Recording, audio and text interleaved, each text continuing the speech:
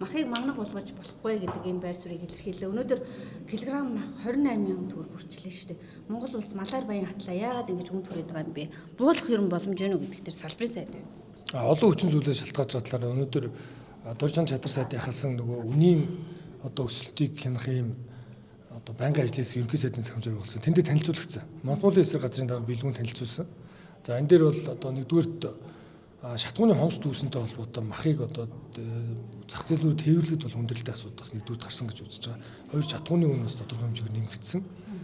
Ийм хүчин зүйл байна. За тэгээд ямар одоо чиглэлийг өгсөн гэхээр нийслэлийн засаг даргын хамгийн газар хүнсний тухай хууль заасан стратегийн одоо хүнс буюу махны нөөцийг бүрдүүлэх одоо үүргийнхээ дагуу манай яамтай хамтраад аймагуудаас нийслэлийн дүүрэг бүрт ийм одоо мах одоо худалдаалах тий одоо энэ хаврын улирал цаашны баярыг өгсөн юм тий одоо нөөц юм биш одоо орон нутгаас мах нийлүүлэх ийм одоо чиглэлийг өгсөн. Ер нь бол махны нийлүүлэлтийг нэмэгдүүлэх ёстой. Эрэлт нийлүүлэлтийн хууль яриа л одоо энэ зүйл зохицуулагдж байгаа шүү дээ. Нөгөө талдаа бол бас хүмүүс ингээд махны үн өсгөр одоо борлуулна хавар хүртэлгээд бас хүлээгээд бас байж магадгүй тий. Тэгээд хомс дүүсээд үн өссөн байж магадгүй гэж бас үзэж байгаа. Зохиомжтой үүсгэсэн байж болох зохиомжтой. Тэрийг Монголын эсрэг газрын хяналт их үүргийг ерөнхий сайдаас өгсөн байгаа.